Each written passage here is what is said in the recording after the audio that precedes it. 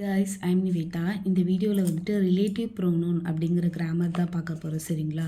So நான் இது வந்து எந்த புக்கில் இருந்து சொல்லிகிட்ருக்கேன் அப்படின்னு பார்த்தீங்கன்னா A1 இங்கிலீஷ் ஃப்ரெண்ட் ஹேண்ட் புக்கில் இருந்து தான் சொல்லிகிட்ருக்கேன். ஸோ இந்த வீடியோ பிடிச்சது, அந்த கண்டென்ட்லாம் பிடிச்சது அப்படின்னா உங்களுக்கும் வேணும்னு நினச்சிங்கன்னா இந்த கீழே தெரியிற நம்பருக்கு காண்டாக்ட் பண்ணலாம். இண்டிவிஜுவலாகவோ அல்லது பல்க் ஆர்டர்ஸாகவோ கொடுத்துட்ருக்காங்க. சரிங்களா? இந்த புக்கோட ரேட் என்ன அப்படின்னு பார்த்தீங்கன்னா 120 ருபீஸ். ஓகே, சரி. இப்போ நம்ம முதல்ல ரிலேட்டிவ் ப்ரோனவுன்னா என்ன அப்படின்றத பார்க்கலாம். ரிலேட்டிவ் ப்ரோனவுன் அப்படிங்கிறது கன்ஜெக்ஷன்னா என்னது? ரெண்டு சென்டென்ஸை வந்து ஒன்றா சேர்க்கறத நம்ம வந்துட்டு கன்ஜெக்ஷன்னு சொல்லுவோம். Okay, it is use to join two sentences. It also acts as a pronoun அப்படின்னா என்னது? நவுனுக்கு பதிலாக யூஸ் பண்ணுறது. For example he, she, it, தேலாம். இப்போது நவுன் ராஜு அப்படின்னு இருக்குன்னா அந்த பேருக்கு பதிலாக நம்ம ஹீ யூஸ் பண்ணுவோம் இல்லையா? ஸோ அதெல்லாமே ப்ரோனவுன்னு சொல்லுவாங்க. ஸோ ரிலேட்டிவ் ப்ரோனவுனும் அந்த மாதிரி ஆக்ட் பண்ணும். So relative pronoun acts as a conjunction and a pronoun. சரியா? சரி. இப்போ ஃபஸ்ட்டு நமக்கு ஹூஸ், ஹூம் அது எல்லாத்துக்குமே வந்து கிளியராக மீனிங் தெரிஞ்சிடுச்சு அப்படின்னு சொன்னால் நம்ம ஈஸியாக நம்ம எழுதிடலாம். ஹூ அப்படின்னா யாருன்னு அர்த்தம். ஹூஸ்னால் யாருடையது அப்படின்னு அர்த்தம். ஹூம்னா யாரை அப்படின்னு அர்த்தம். ஓகேவா? They are used to refer a person. ஒரு பர்சனை ரெப்ரசன்ட் பண்ணுறதுக்கு ஹூ, ஹூஸ், ஹூம் அப்படின்றத சொல்லுவாங்க. விச் அப்படின்னா எது, எந்த.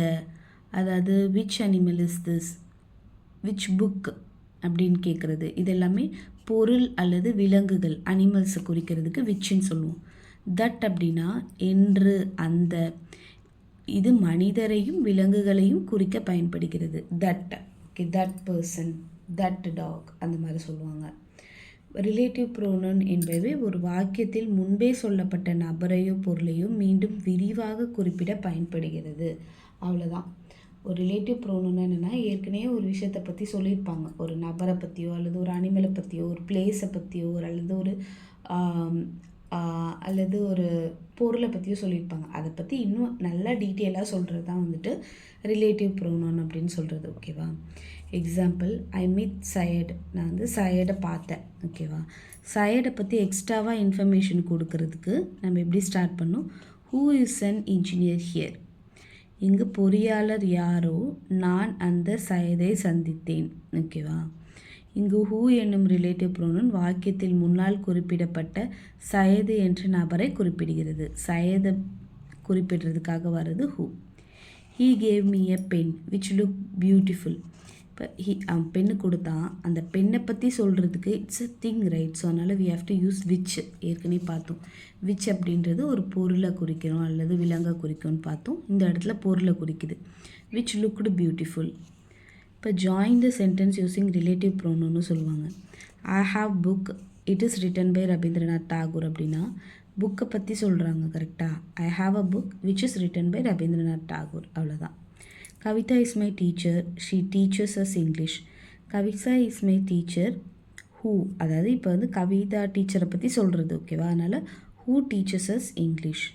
This is Varun, his father is an architect அப்படின்னா this is Varun whose father is an architect. So இவங்களோட ஃபாதர். ஓகேவா? இப்போது இங்கே ஏன் ஹூ யூஸ் பண்ணியிருக்கோம் அப்படின்னா கவிதாவை பற்றி குறிக்கிறதுனால. ஓகேவா? லைக் யாரை பற்றி குறிக்கிறோமோ அவங்க. ஹூஸ்னால் இப்போது ஒரு பர்சனை பற்றி சொல்லிவிட்டு அவங்களோட ஃபாதரை பற்றி சொல்கிறீங்கள, அவங்களுக்கு ரிலேட் ஆனவங்களை பற்றி சொல்கிறீங்களா, அந்த இடத்துல ஹூஸ் சொல்லணும். This is Varun whose father is an architect அப்படின்னு வரும். She invited most of her friends. They attended the party. Most of her friends whom she invited attended the party.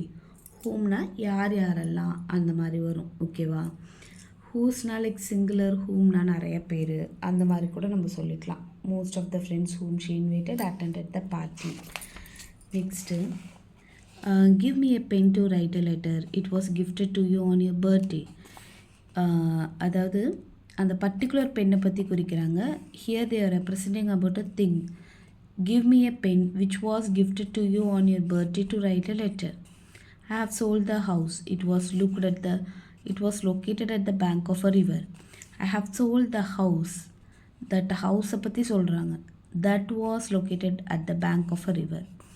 Here is your watch, it has been found in the garden. So வாட்சை பற்றி சொல்கிறாங்க. It's a thing right. Here is your watch which has been found in the garden. Okay, அதனால் which use பண்ணியிருக்காங்க. Thank you for வாட்சிங். இந்த book வேணும் அப்படின்னு நினச்சிங்கன்னா இந்த நம்பருக்கு காண்டாக்ட் பண்ணுங்கள். ஓகே, இது மட்டும் இல்லை, எல்லா கிராமர் எக்ஸசைசஸ், எல்லா லைக் சம்மரி ஃபார் ஸ்லோ லேர்னர்ஸ்க்கும் இருக்குது, பிரைட் ஸ்டூடெண்ட்ஸ்க்கும் இருக்குது, தனித்தனியாக கொடுத்துருக்காங்க. லெசனை வந்துட்டு அப்படியே தமிழில் கொடுத்துருக்காங்க. ஓகே, இது மாதிரி உங்களுக்கு ஒரு இங்கிலீஷ்க்கு வந்து ஒரு ஃப்ரெண்டு மாதிரி இருக்கும். இந்த ஒரு கைடு வாங்கினீங்கன்னா போதும், 10th ஸ்டாண்டர்டில் எல்லாமே இதிலே இருக்கும் அப்படின்ற ஒரு கான்ஃபிடென்ஸ் வந்து உங்களுக்கு இருக்கும். கண்டிப்பாக அந்த மாதிரி தான் இருக்குது இந்த கைடும். ஓகே, தேங்க்யூ ஃபார் வாட்சிங். இந்த வேறு ஸ்டாண்டர்டுக்கு வேணும் அப்படின்னாலும் நீங்கள் பர்ச்சேஸ் பண்ணிக்கலாம். Okay, thank you.